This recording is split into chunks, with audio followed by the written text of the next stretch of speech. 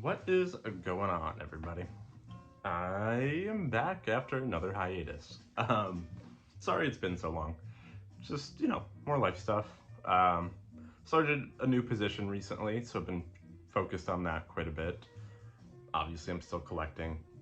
I don't know if you follow me on Instagram. You don't have to, but I'm still pretty active over there. I'll post here and there. I like to comment on things. I like to send people messages and just talk about records.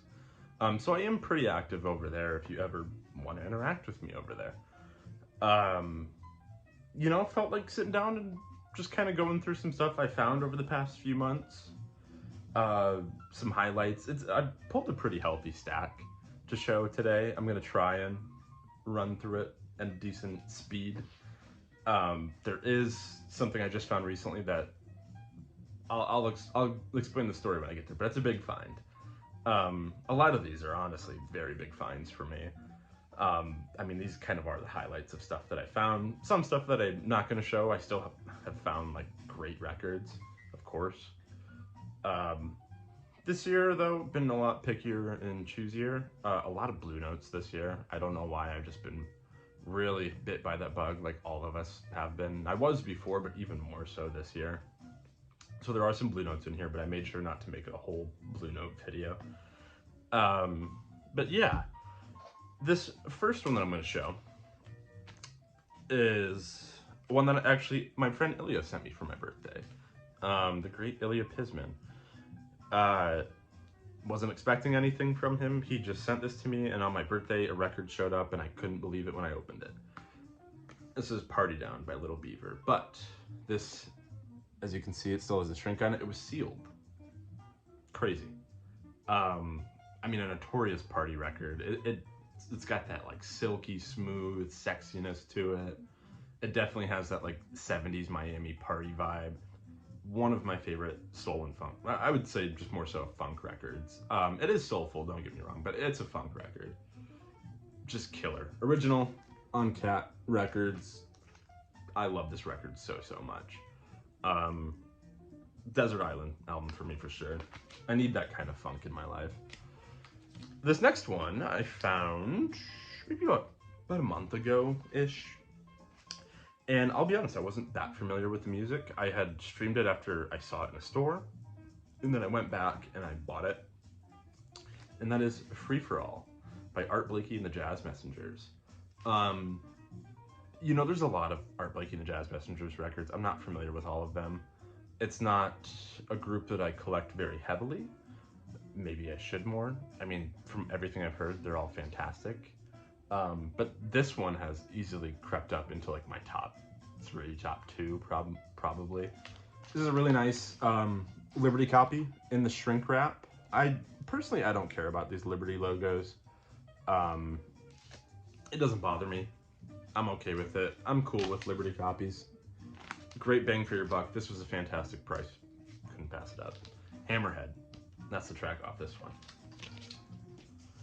This next one I got in an eBay auction. I actually got back from a camping trip with my girlfriend and was just browsing eBay because I wasn't at all over the weekend. And then I found this, just I think maybe like an hour left and nobody else had bid on it. I was kind of expecting some other people to, but they didn't. That is Chicken Fat by Mel Brown. As you can see, the cover has a couple of scratch marks, but it's only on the laminate. It's not on the actual cardboard, so I don't know what that's from. But what makes this copy cool and why I thought it would go, other than it being a great album that people do want, is that it is a white label promo, which means it's a mono copy. Not very many mono copies out there. It says an impulse discovery on the album. I don't know how true that rings. I don't know if they're the ones who discovered Mel Brown. I don't know his discography that well. But knowing how the blues is when it comes to records and recording, I'm sure there's probably stuff before this. He's probably a sideman with people. I just don't know for a fact. Regardless, really killer mix of like electric blues and soul jazz here. It's not Impulse had put out, John Lee Hooker, serves you right to suffer, so it only makes sense to do another kind of like bluesy album, this time even more electric and like hard hitting. Really, really killer. I think it got reissued as part of like the Impulse Discovery series recently. I don't know that for a fact. Up next is a couple of rock records too. This one I just found this past Friday. It was a killer price. I had been wanting another copy of this for a little while now, and I'll explain why. This is Floating Bridge. This is a killer hard rock kind of psych record. It is on the label Vault. There's another label variation too that is on has an orange label. Sorry, but the reason I wanted this is, other than it being a killer record, is that the name Floating Bridge refers to the bridges that connect the east side of Lake Washington to Mercer Island to Seattle out here. So it's named after those bridges, the band is, which is awesome. I think it's a cool local connection. And then on top of that, it's just a really good hard rock psych record. And the price was really, really good. So I was very stoked on that. Happy to have another copy. Really, really cool. This other one is also a pretty recent find. I mean, I think I found this like a couple weeks ago. It's another local shop. It was kind of funny. The guy in the shop, it was like, do you need any Pink Floyd covers? And brought out this huge stack of just covers. No records in them, tons of Dark Side covers. But I found this in there, in the mix. And of course, you know, I saw the cover and I had to see if the record was in there. And this is Pink Floyd. It is Animals. And as you can see right here, there's French writing. So this is a 1977 French pressing. What makes it special, the reason I had to check, is that it's on pink wax. Super cool. I mainly bought this because I just thought it was a cool piece. I didn't expect it to sound fantastic. It doesn't. Yeah, sorry, my cat's eating over there, Mr. Bowie. But yeah, I just thought it was a really cool collector's piece. The price was pretty cheap, and I was like, I'll take that. I mean, it's just cool. I like cool stuff like this. Had to have it. This fell down. Okay, moving on. This one I got from someone on Instagram. We had done a trade, and I had a private press record that he had wanted, and you know, we were trying to work out a trade. He had sent me some stuff, and I was kind of like, like I don't really know what some of this is. He's a big private press collector, but he told me that he had this and that it was sealed, and I was like, let's do it. I was like, straight up, that's a fair trade. If you're down, I will do that trade, and we did. And that is Spirit Sensitive by Chico Freeman. Original press on India Navigation. Fantastic record. I had been after a copy of this for quite some time. It's just a very well done album full of, you know, kind of ballads and standards. And sonically, one of the best sounding records I have in my collection. I mean, it just kind of blows you away. I would put this on if I wanted to show somebody a good sounding record, especially a good sounding jazz record. Cecil McBee's bass just comes through so nicely on this. And I mean, Chico's playing is just fantastic. You know, I learned about this record a couple of years ago, never bit the bullet on it. I saw the price go up a little bit, so I just never really thought about it too much, but then this came along. I had to get it. Check this one out if you don't know it. Kind of an under the radar album. I know Chico's known for some more avant-garde stuff, but this is a great straight ahead album. This next one here, got a couple Blue Notes. This one is one of my favorite Blue Notes, actually. I absolutely love this album. And I had put off getting a copy for quite some time. I wanted it to be like, obviously a nice copy, but I wanted it to be as original as I could get it. And I kind of took a chance on this one, and I'll explain why in a second. But that is Maiden Voyage by Herbie Hancock. This is a 66, 67 press, I don't quite remember. But it's got New York labels on it. The reason I took a chance is it wasn't specified whether or not it had the Plastolate P. It does not, but it's still very clean. It plays great. It has the original cover on it too, without the Liberty logo on the back. And I got it for a really good price. Absolutely just adore this album. The title track and Dolphin Dance are just two classic jazz tracks in my opinion. I think it's Herbie's best work probably ever. You know, I mean, obviously people would debate that with me, but it's an album I can never get enough of, to be honest with you. Love this one. Very, very stoked to have a nice copy in my collection. It had been a long time coming. This one is also a Blue Note, another big hitter.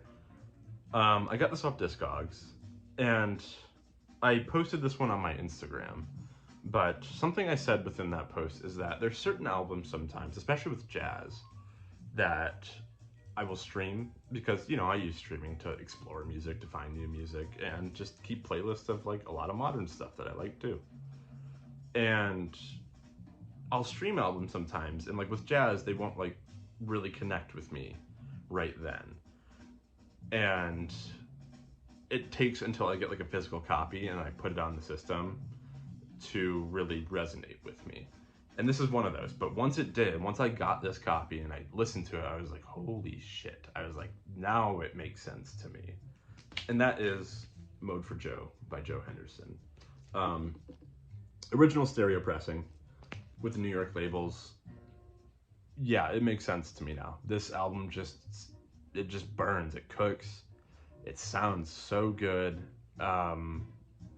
It's great.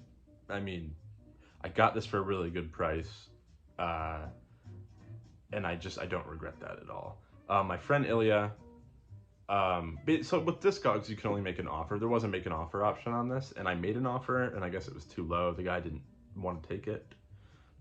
That's just what I'm guessing.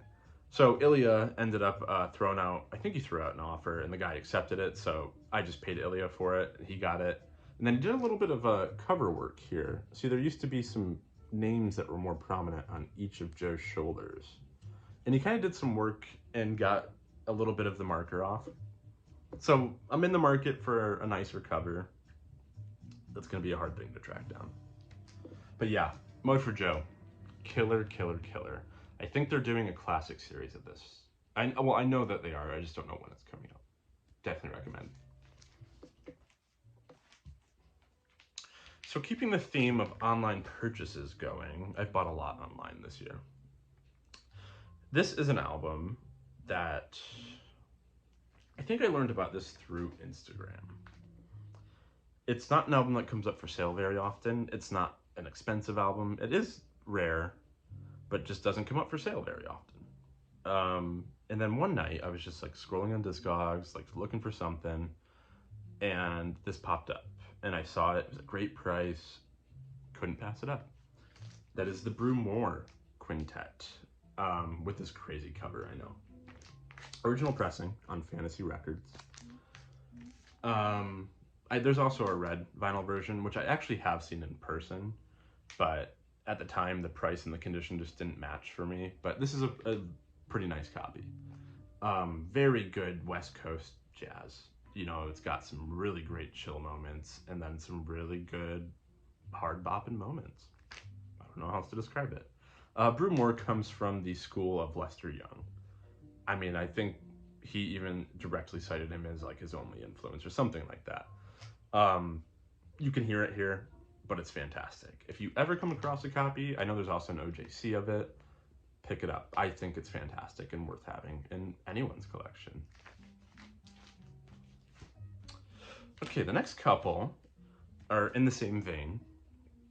I recently was going through a huge Latin jazz kick.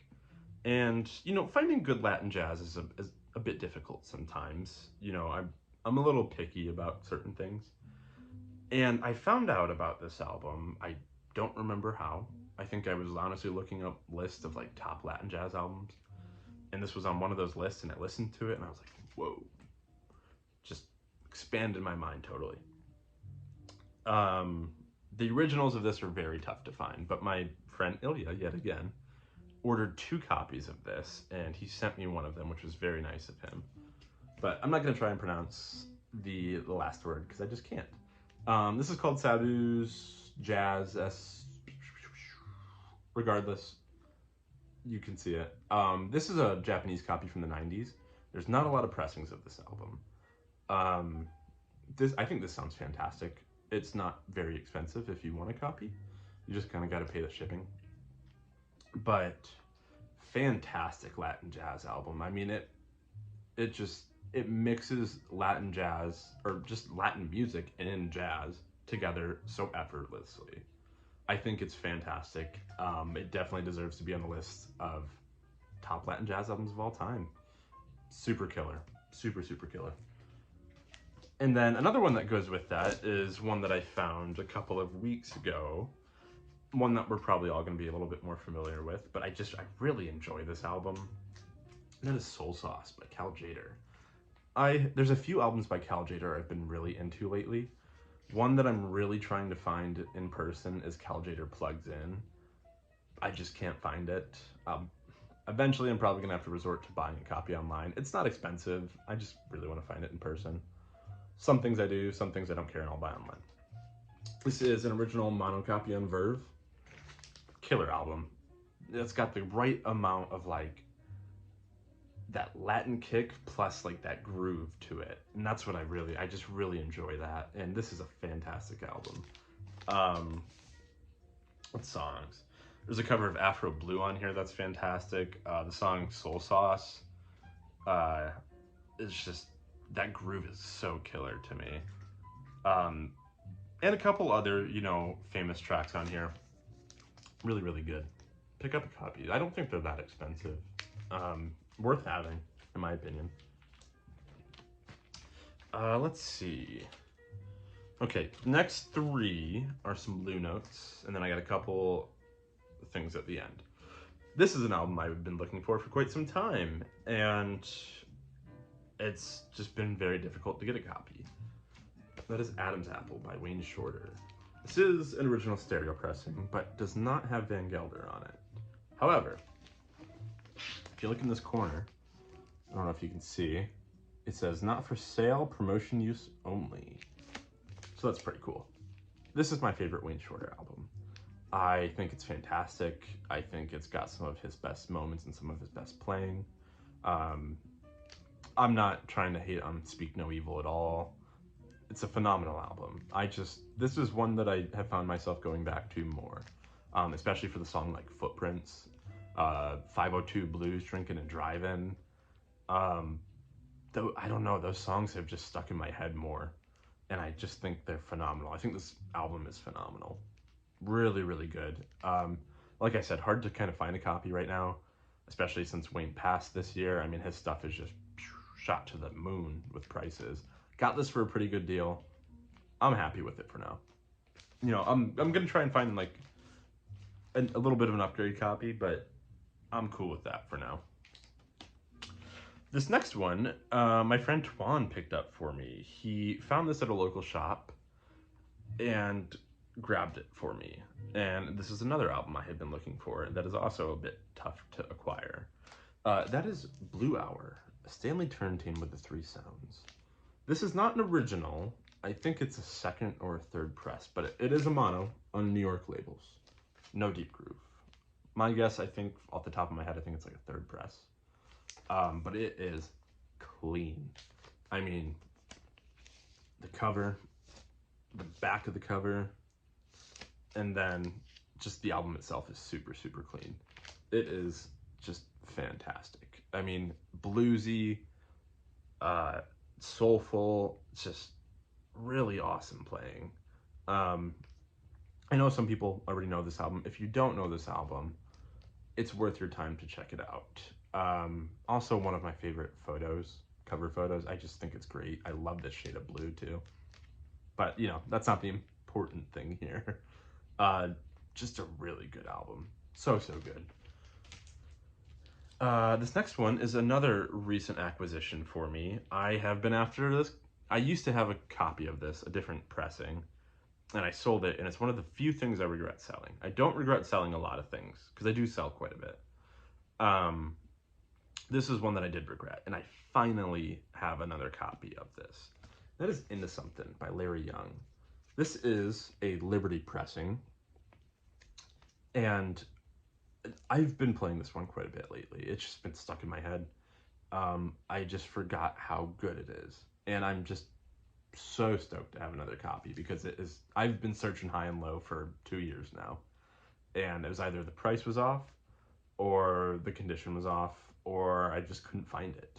And this one is a good kind of middle of the road copy. The cover's a little jacked up, but the record itself plays really good. So I'm pretty stoked about that. Love this album. This and Unity, fantastic albums. Grant Green, Sam Rivers, Elvin Jones, Larry Young. How can you go wrong? Love it, love it, love it. Okay, last two. The last one is a big one, and I just found that this past weekend.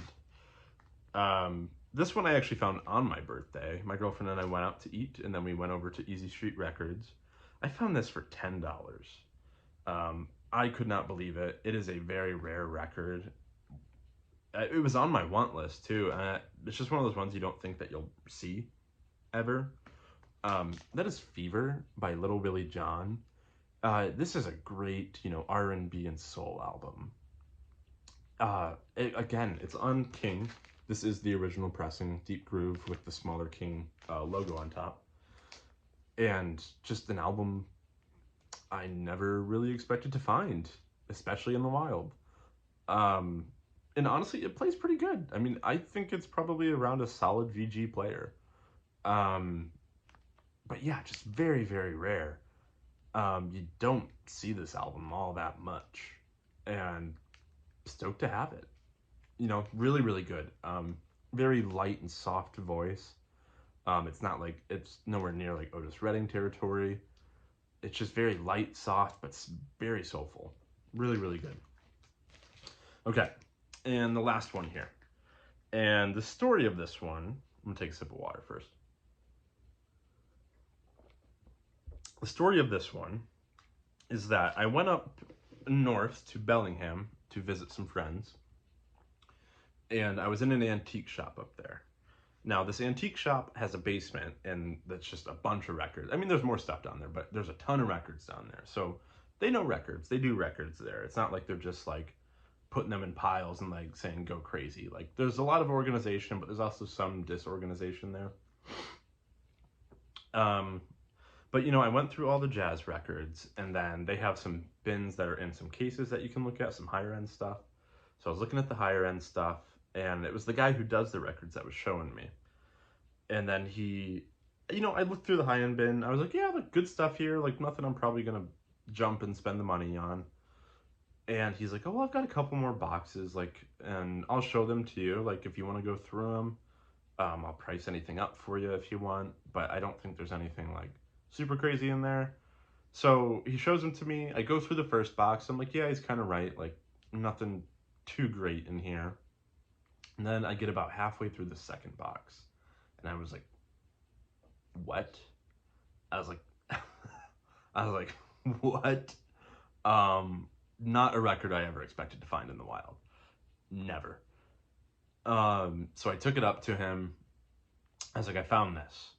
And I'll be honest, I kind of tried to play like I didn't quite know what it was, just so maybe like I could get a better price. I know it's not a nice thing to do, but I knew otherwise it would be very expensive and I wouldn't be able to get it. So I went up, I was like, oh, like, I just really like this, like, I don't know it at all. And he was like, oh, yeah, like, it looks like it's in, a little rough shape. And he put it on the VPI machine that they had there. And he's like, yeah, like, let me look it up, and which I was hoping he wouldn't do. But he looked it up, and he was like, oh, wow. He was like, I did not expect that. I'm like, what? And he was like, it's a lot of money. I'm like, oh, it is? And he's like, I think it's this copy. And I was like, no, I don't think it is. I think it's the next one. But yeah, anyways, all that to say, he still gave me a really good price on it. One that I just could not pass up on. But yeah, I found this in the wild in an antique store in a box that was apparently just crap to them. And that is Helen Merrill on MRC. This is the original Blue Label with the drummer. but it does have the black back. So I believe this is a 57 pressing.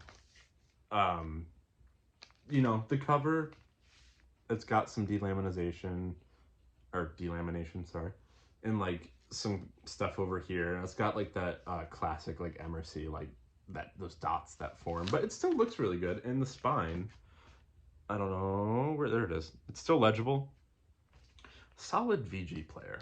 No feelable marks on it. There's a couple, you know, light marks on the vinyl, but it's not like littered with marks or anything. It plays really, really well. I'm gonna have Twan ultrasonic it for me, and hopefully that will, you know, give it a little bit more justice too with that VPI cleaning that it had.